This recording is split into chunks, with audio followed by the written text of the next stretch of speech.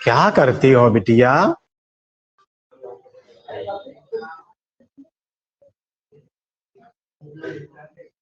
हाँ, online offline platform पर सभी का हार्दिक अभिनंदन है। इसी उम्मीद के साथ कि आप सभी लोगों की पढ़ाई अच्छे से चल रही होगी, स्वास्थ्य बेहतर होगा। अपने स्वास्थ्य का विशेष ध्यान रखें, मौसम बदल रहा है। इसी कामना के साथ आज के सेशन को प्रारंभ करें। ओके लाला, चलिए देखते हैं। कल आई थिंक हम लोगों ने क्या सीखा था? कल हम लोगों ने सीखा था सर्कल, है ना? कल क्या सीखे थे? सर्कल सीखे थे। हो रहा है, हो रहा है। चलिए आ जाते हैं, अपने टॉपिक पर आ जाते हैं। बिटिया, हमने आपको बेसिकली करा ही दिए थे कि सर्कल में बहुत सारी स्थितियां बताई थी। अब बिल्कुल शांत रहना, बोला नहीं। हमने सर्कल क्या होता है, सर्कल के बारे में बता दिए थे। सर्कल के साथ ही साथ एक बात और बता दिए थे कि रिजल्ट्स बताए थे कुछ, है ना? परिणाम के बारे में बताए थे। तो 8-10 शायद परिणाम करा चुके हैं। 11 करा चुके हैं। आज हम कुछ है, ठीक है, करा दिए जाए। सभी रिजल्ट ही करा तो ज्यादा अच्छा रहेगा, है ना? कौन सा रहेगा? चलिए 12वां रिजल्ट लिखते हैं। सब लोग यहाँ देखते हैं, उतारेगा नहीं कोई भी, यहाँ देखें। हैंड डालते हैं। ये प्राचल समीकरण, एक शब्द है प्राचल समीकरण। हम लोग ये सर्कल का, ये कौन सा लेक्चर है? पांचवा ही है। 5वां लेक्चर चल रहा है ना? 5वें लेक्चर को हम लोग ये कैरी आउट कर रहे हैं। प्राचल समीकरण इंग्लिश में बोलते हैं पैरामीटर क्वांटिटी या पैरामीटर इक्वेशंस। पैरामीटर बढ़ने का प्रयास। पहले हमें एक शब्द समझना पड़ेगा कि यहाँ पर ये, ठीक है लाला? लिखो, इसी में लिखते हैं। लिखो पेश राशियां, वे राशियां जो एक्स वाई के अतिरिक्त, वे राशियां जो एक्स वाई के अतिरिक्त एक्स वाई से संबंधित होती हैं। वे राशियां जो एक्स वाई के अतिरिक्त एक्स वाई से संबंधित होती हैं उन्हें प्राचल राशियां कहते हैं। उन्हें प्राचल राशियां कहते हैं। एक्स वाई के अलावा होती हैं, लेकिन वो संबंधित किससे होती हैं? एक्स वाई से ही, है ना? वो रिलेट करते हैं। वो कैसे रिलेट करती हैं वो मैं आपको समझाने का प्रयास। एवं इन्हें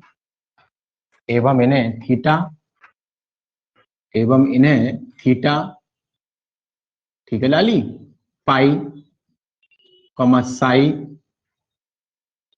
टी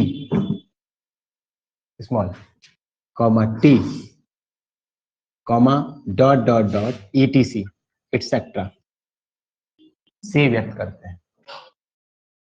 वे राशियां जो एक्स वाई के अलावा होती हैं और एक्स वाई से संबंधित। ये छोटू समझ में आ गया हम क्या समझाना चाह रहे हैं? समझ में आया कुछ? एक्स वाई के अलावा आने वाली राशियों को हम लोग कहीं ना कहीं प्राचल राशि।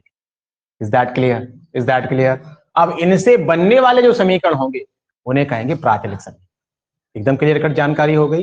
तो पहले तो कोई हमसे पूछ सकता है कि पैरामीटर क्वांटिटीज कौन कौन सी है, तो आपका जवाब रहेगा जो राशियां एक्स वाई के अतिरिक्त होती हैं उन्हें प्राचल राशियां, इनसे बनने वाले समीकरण प्राचलिक समीकरण। एकदम क्लियर? एकदम मसला क्लियर? अब मसला ये रहता है कि जो ये राशियां होती हैं वो कहीं ना कहीं एक्स वाई से संबंधित ही होती हैं। उदाहरण के तौर पे हम आपसे ये बात करने का प्रयास करें, अगर हम आपसे कहें कि बाई बराबर साइन थीटा, ऊपर देखो लाली, बाई बराबर साइन थीटा, हमारा बच्चा एकदम समझ जाएगा। वाई तो यहाँ पर वेरिएबल है स्टार्टिंग वाला, जो यहाँ पर कितना है, ये थीटा क्या है? हमारा प्राचल। क्या है लाला? ये प्राचल है, लेकिन जो एक्स वाई से संबंधित भी है। साथ ही साथ हम ये भी कह सकते थे कि एक्स बराबर ये मान लेते हैं cos थीटा, कितना बोल लेते हैं cos थीटा, तो ये कैसा है थीटा यहाँ पर प्राचल। तो मैंने अभी जो परिभाषा लिखाई वो आपको ये लिखाने का प्रयास करा कि एक्स वाई के अतिरिक्त आने वाली राशियों को हम लोग कह रहा है प्राचल राशियां कहते हैं। अब मसला ये रहा कि इनसे बनने वाले जो भी समीकरण रहते हैं उन्हें हम लोग प्राचलिक समीकरण कौन कहते हैं लाली। अब एक्स वाई के अतिरिक्त देखिए यहाँ थीटा आया है, और जो थीटा है वो कहीं ना कहीं कनेक्टेड है काई से, वाई से, वो कनेक्टेड है कहीं ना कहीं एक्स। क्लियर है। तो अभी मैंने वही जो परिभाषा बताया उसको मैं उसको वेरीफाई करके बताने का प्रयास कर रहा हूँ कि एक्स वाई के अलावा आने वाली राशियों को हम लोग प्राचलिक राशियां कहते हैं, और ये राशियां कहीं ना कहीं एक्स वाई से संबंधित होती हैं। एक्स से वाई जुड़ा है, वाई से एक्स जुड़ा है, और कहीं ना कहीं थीटा भी जुड़ा है। ओके, तो ऐसे इक्वेशंस को हम लोग प्राचलिक समीकरण कहेंगे। कौन समीकरण कहेंगे लाला? प्राचलिक समीकरण। एकदम क्लियर कट जानकारी हो गई, एकदम स्पष्ट जानकारी हो गई। अब इन्हीं चीजों को थोड़ा सा और कन्वे करते हैं, मतलब आगे बढ़ाने का प्रयास करते हैं। उसमें एक टॉपिक का नाम हम लोग समझने का प्रयास करते हैं। अभी हम लोग पढ़ रहे थे क्या, मतलब सर्कल। आज हम इसी के प्राचलिक समीकरण पढ़े। अभी हमने यही तो पढ़ा है सर्कल, तो आज हमें ये आना चाहिए। वैसे आमतौर पे होता है एक्स बराबर आर कॉस थीटा। क्या होता है? एक्स बराबर आर कॉस थीटा, वाई बराबर आर साइन थीटा। ये होता है मतलब सर्कल के प्राचलिक समीकरण क्या होते हैं। तो पहले सर्कल के तो बाद में सिखाएंगे, तो पहले बच्चों को प्राचलिक ही आ जाए। क्या आ जाए? तो आज हमारे बच्चों को समझ में आ गया प्राचलिक समीकरण किसे कहते हैं। वाई के अतिरिक्त आने वाली राशियों को प्राचलिक राशियां, इन राशियों से बनने वाले समीकरण को प्राचलिक समीकरण। Is that clear? जो एक्स वाई से कनेक्टेड है, जो एक्स वाई से कनेक्टेड है कि नहीं। Is that clear? Is that clear? तो आज हम लोग सीख रहे हैं इसी के कह रहा सर्कल के प्राचलिक, हेडिंग रहेगा वृत्त के प्राचलिक समीकरण, वृत्त के प्राचलिक समीकरण। क्लियर? पहले क्या सीखे, एकदम लिखा दे तो आपको बेहतर समझ में नहीं आता। अब पहले हमने समझ तो गए राशियां प्राचल होती हैं, कौन सी राशियां जो प्राचल हैं उनसे बनने वाले समीकरण प्राचलिक समीकरण कहलाते हैं। और प्राचलिक समीकरण आज हमें एक टॉपिक के पढ़ने जिसका नाम है सर्कल, क्योंकि हम उसी के बारे में अवलोकन कर रहे हैं। कर रहे हैं नहीं कर रहे हैं? वही आज हम लोग टॉपिक करेंगे। तो हेडिंग डालेंगे वृत्त के प्राचलिक समीकरण। ठीक है, इनको उतार लेना थोड़ा सा।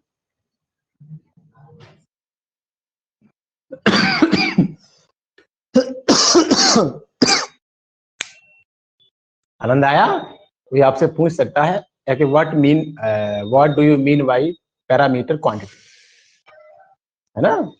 What do you understand by parameter quantity, है ना? तो आपका जवाब वही रहना चाहिए जो हमने आपको बताया। ठीक है, अब पहले यहां सब लोग देखते हैं, उतार चुके होंगे, ऐसी उम्मीद करते हैं कि आप लोगों ने उतार लिया। थोड़ा आगे बढ़े, अब थोड़ा आगे बढ़े, देखते हैं वृत्त के प्राचलिक समीकरण क्या होते हैं। ये कोई सर्कल है, क्या है लाली? सर्कल। क्या होता है सर्कल? हम बहुत अच्छे प्रकार से डिफाइन कर चुके हैं, परिभाषित कर चुके हैं।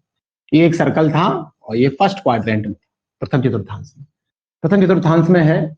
हम आपको समझाने का ये प्रयास कर रहे थे लाला कि ये हमारा ऑरिजिन है, ये हमारा सेंटर है, ये H, K है लाली। कितना है लाली? H, K। Is that clear?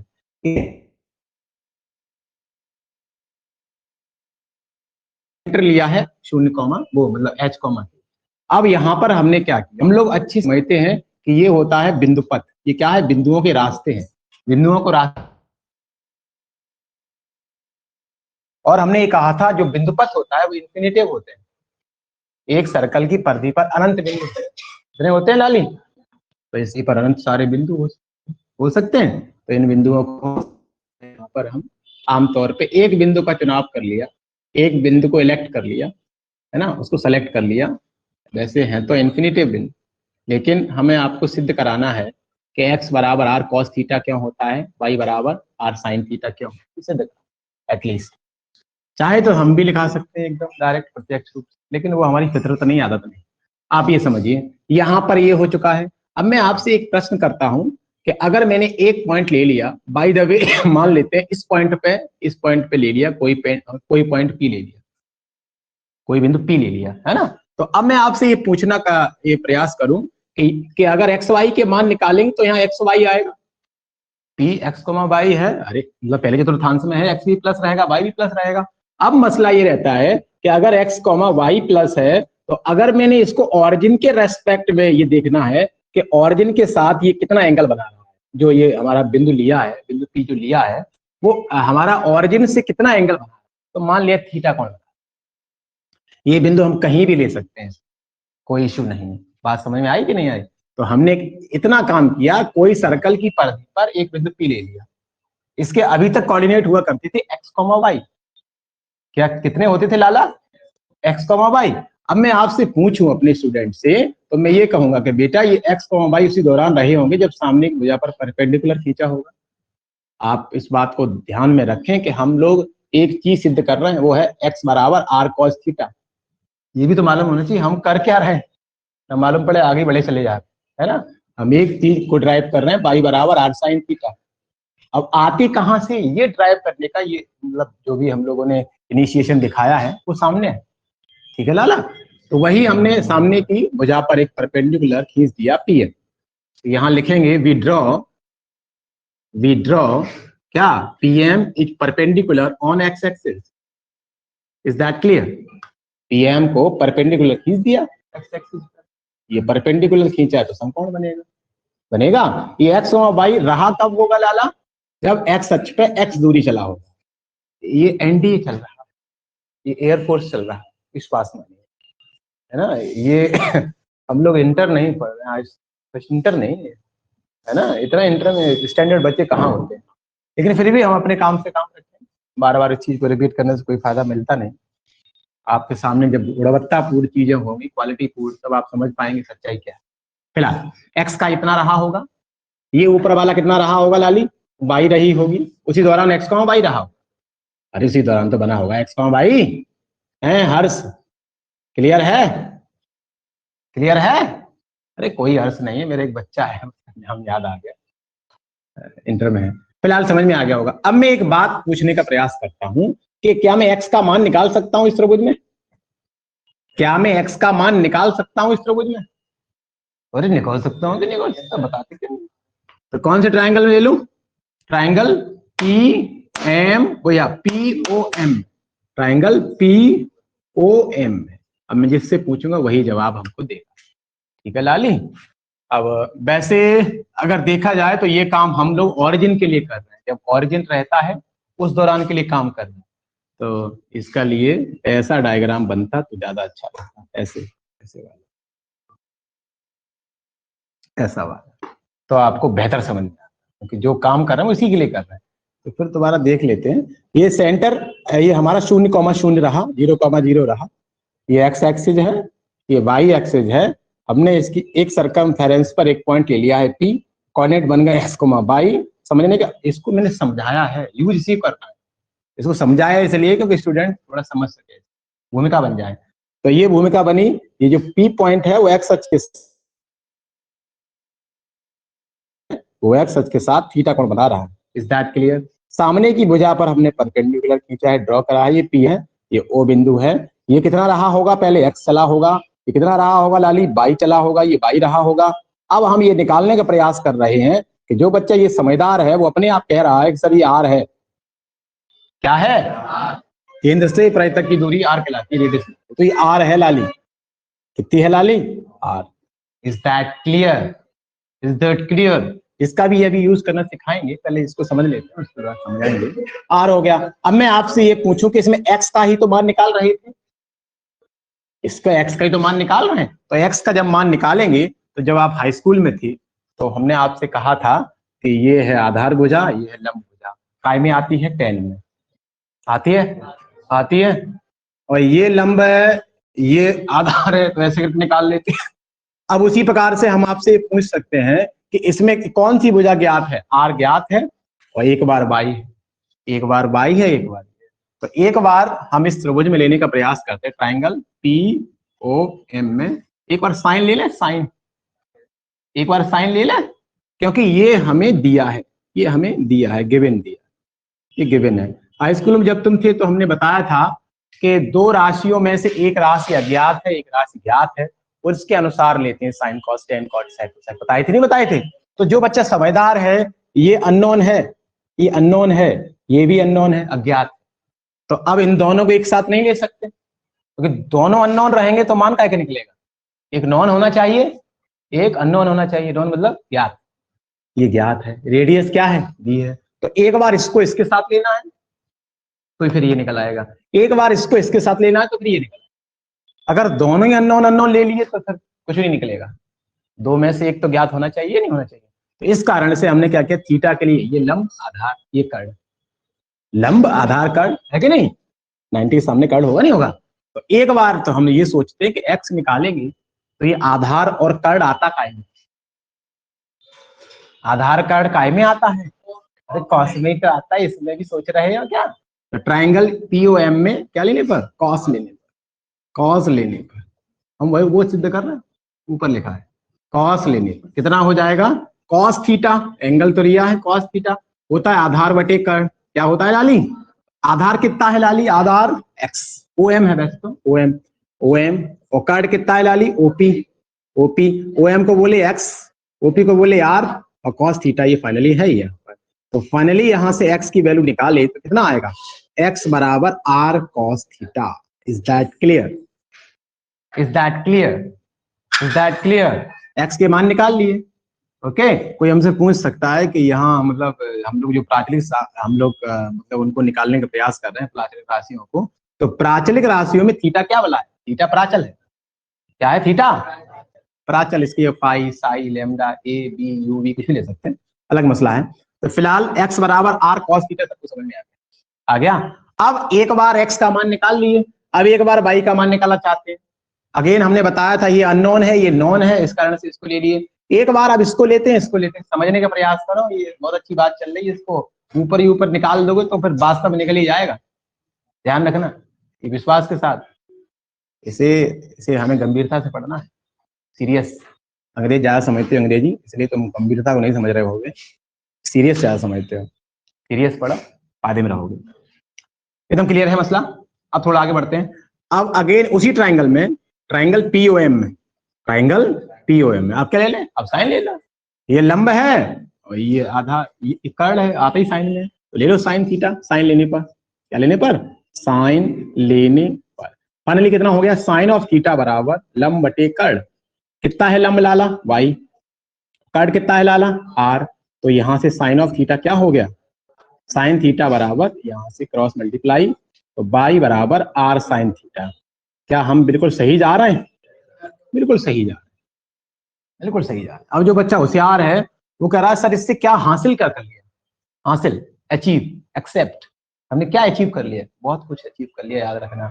अगर हमें ये मालूम पड़ जाएगा कि जो हमारी सरकमफेरेंस है उस पर एक पॉइंट P है, वो x अक्ष के साथ अगर थीटा कोण बनाता है, इसकी वैल्यूज क्या क्या आ जाएंगी, इसकी वैल्यू आ जाएंगी r cos थीटा और कॉमा r sin थीटा। कौन कौन एग्री है, नहीं समझ पाए, नहीं समझ पाए, अरे कॉमा लगा है तो कॉमा क्यों लोगे यार, बिंदु है, x का मान r cos थीटा आया, y का मान r sin थीटा आया, तो यहाँ तक मतलब कॉमा कौन ले पाए, अरे बिंदु ही तो निकल के आया, नहीं आई, आई, इन्हीं को बोलेंगे कौन से, प्राचल बिंदु।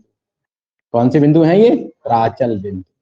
एकदम क्लियर, एकदम क्लियर। तो आज के बाद कोई आपसे पूछ सकता है कि कोई सर्कल है उसके प्राचलिक बिंदु क्या रहेंगे, तो r cos theta comma r sin theta. Is that clear, here r is a radius and क्या है थीटा, नहीं प्राचल तो है लेकिन x अक्ष के साथ झुकाव है, ये भी कहना है थीटा प्राचल अच्छी बात है, लेकिन x अक्ष के साथ थीटा कौन बना, झुकाव, इसे स्लोप, आनति आगे जाके बोलेंगे। फिलहाल इतना समझ में आया, एकदम क्लियर कट समझ में आया।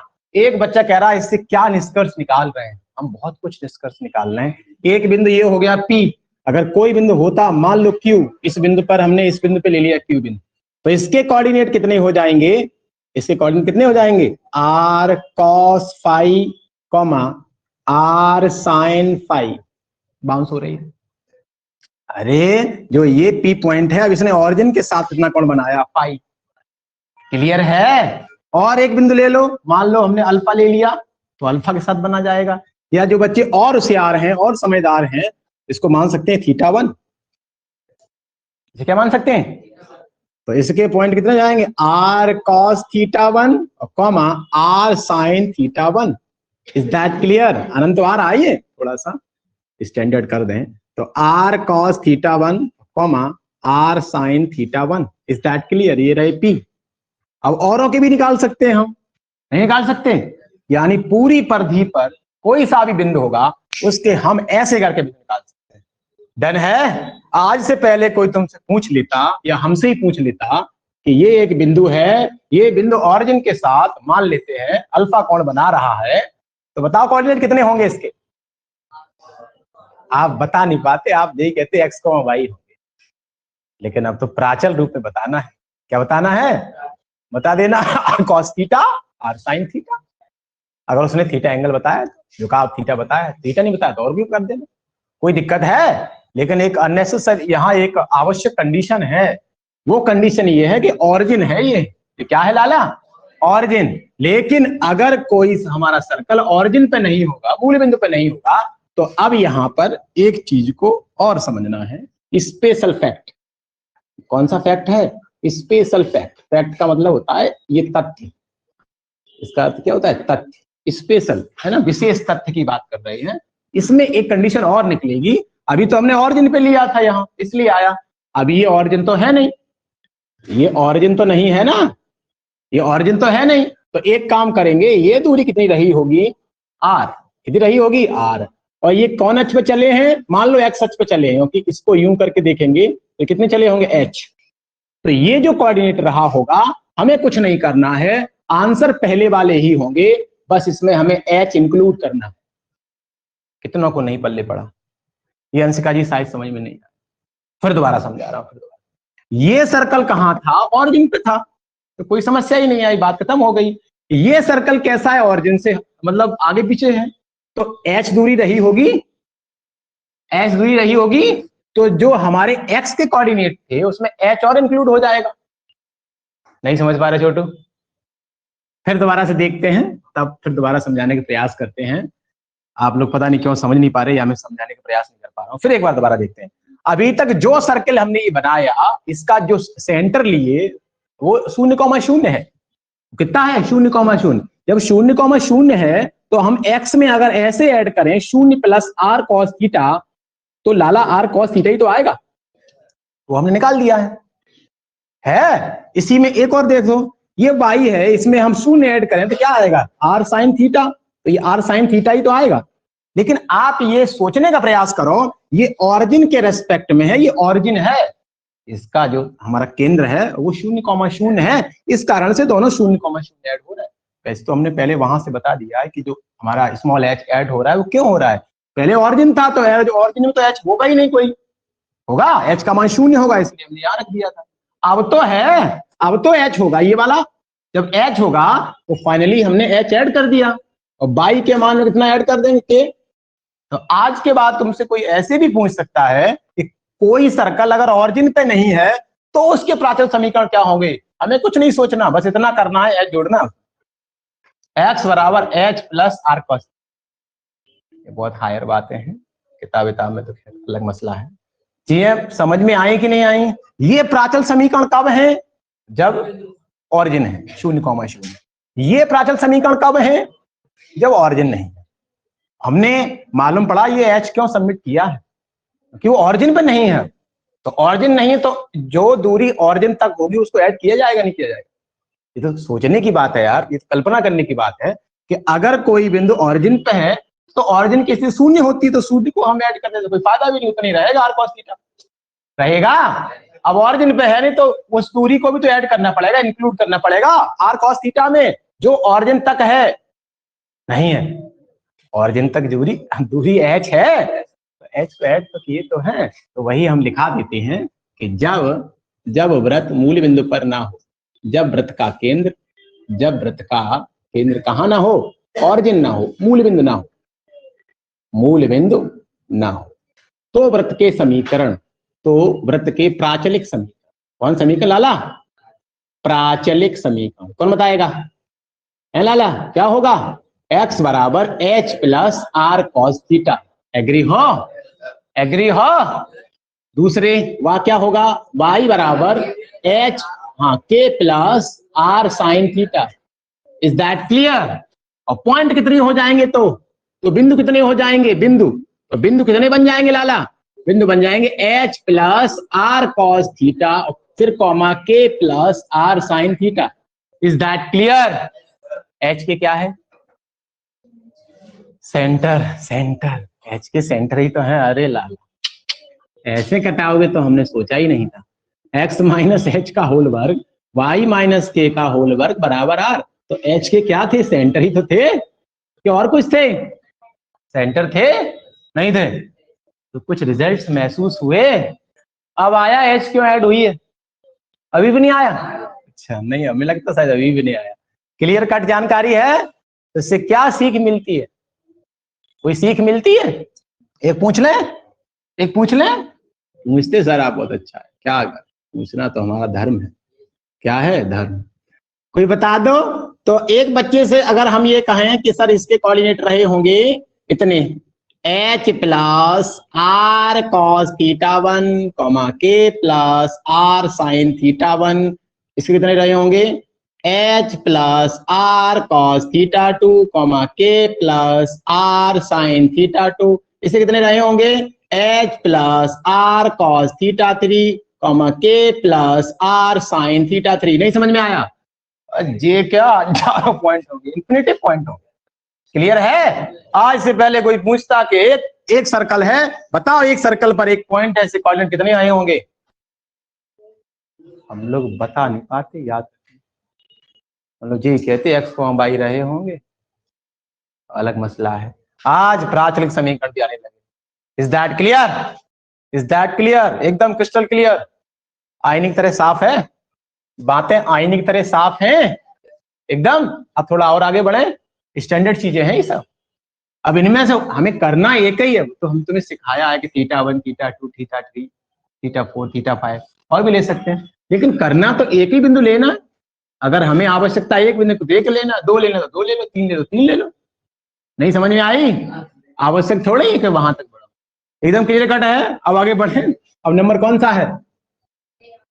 13 पे पहुंच गया। अरे वाह, रिजल्ट नंबर 13, रिजल्ट नंबर 13। अब हम जो पूछने का प्रयास कर रहे हैं वो, ओके, मूल कौन सा? इतना ध्यान रखना है, ये वाला ये मूल है। पूछो क्यों? एच का मान शून्य रख देंगे तो आर कॉस थीटा हो जाएगा। नहीं हो जाएगा? नहीं आई। लेकिन ये कब रहेगा? जब सेंटर 0,0 और सेंटर कुछ होंगे कुछ, तो समझ जाना जी लगाएंगे एच प्लस आर। इतना हायर तुम्हारे किताब में है, लेकिन फिर भी देखो, ज्ञान को हम कभी बांध नहीं सकते, बाउंड नहीं कर सकते। अधिक से अधिक ज्ञान कहीं से भी ले सकते, क्या फर्क पड़ता है? ओके, अब मैं थोड़ा सा आगे बढ़ाऊं। अब आगे बढ़ा, अब आते हैं व्यापक समीकरण। व्यापक समीकरण बताए थे, इस इंग्लिश में क्या बोलते थे? मूल समीकरण, इसको जनरल इक्वेशन। ध्यान है, जनरल इक्वेशन कैसे कहते थे? व्यापक मूल समीकरण से प्राप्त। व्यापक का अर्थ क्या होता है? मूल समीकरण से प्राप्त कहते हैं व्यापक। Done done.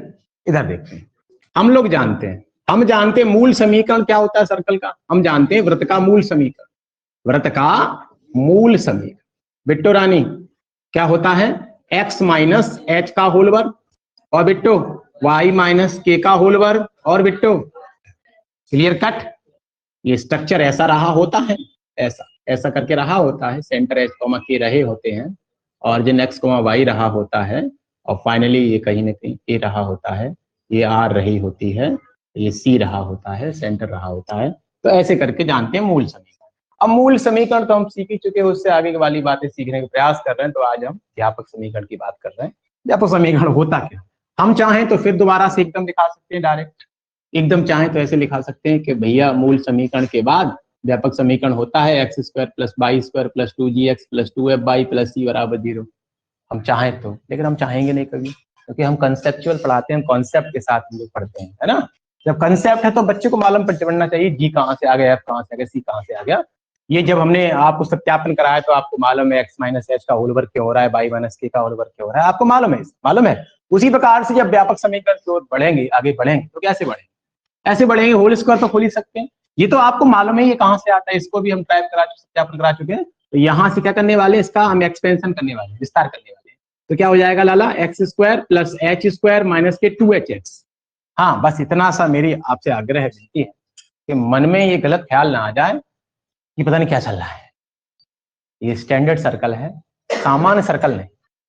सामान्य सर्कल तो वो था जो अभी तक सवाल कर चुके हैं, ये स्टैंडर्ड सर्कल, ठीक है। या जो बच्चे पढ़ने वाले उनसे आप टैकल करेंगे, उन्हें एहसास होगा, क्योंकि देखिए हम चुनिंदा स्थितियों को पढ़ा सकते हैं, आराम से पढ़ा सकते हैं। सर्कल का समीकरण, ये केंद्र, ये त्रिज्या, बात खत्म हो गई। इधर कौन आएगा, इधर भी तो कोई आना चाहिए, है ना। आ जाइए 2hx, इधर कितना हो जाएगा लाली, वाई स्क्वायर प्लस के स्क्वायर माइनस 2yk और बराबर आर स्क्वायर, इधर ला रहे तो माइनस का हो गया। देन अब मैं एक बात आपसे पूछने का प्रयास करूँ, एक्स स्क्वायर प्लस के वाई स्क्वायर, स्क्वायर वाले पदों को पहले लिख लिया, फिर एक्स वाले पदों को लिख ले रहा हूँ, ये वाले माइनस के 2hx, ओके लाली। फिर हमने वाई वाले पद लिख लिए 2yk, फिर हमने कांस्टेंट पद लिखे एच स्क्वायर प्लस के स्क्वायर माइनस आर स्क्वायर। कौन कौन एग्री है, फिर एक बार समझा रहा हूँ, x माइनस एच का होल वर्ग को एक्सपेंड कर दिए, y माइनस के होल वर्ग को एक्सपेंड कर दिए, यहाँ से X square plus Y square को साथ रख लिए, फिर एक्स वाला पद लिख लिया है, फिर वाई वाला पद लिख लिया है, फिर अचर लिख लिया जिसमें एक्स वाई है ही नहीं समझ में आया, समझा करो मनोयोग से। इंटर का जो बच्चा होता है होशियार हो जाता है क्योंकि उसका माइंड चलता है, कॉन्सेप्ट सीखता है। तो हाँ, उतारने वाला हो तो वो कैसे उतार सकता है, कोई इशू नहीं। सबको समझ में आ गई, ये एक्सपेंड करना आया, विस्तार करना आया, दोनों का a माइनस बी का होल स्क्वायर आया ना, फिर एक्स स्क्वायर साथ में, वाई स्क्वायर साथ में, एच अलग, एक्स अलग, वाई अलग और कांस्टेंट अलग। ये कांस्टेंट है, एच के आर क्या है, constant.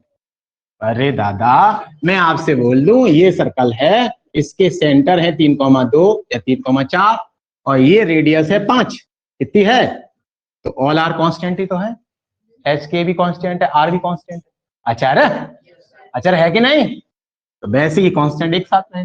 Clear cut.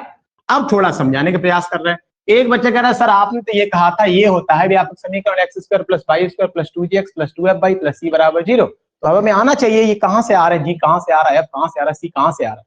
Is that clear, पक्का। पहले एच के तो जान चुके कहां से आता है, एच की कौन सी राशि है, वास्तविक राशि।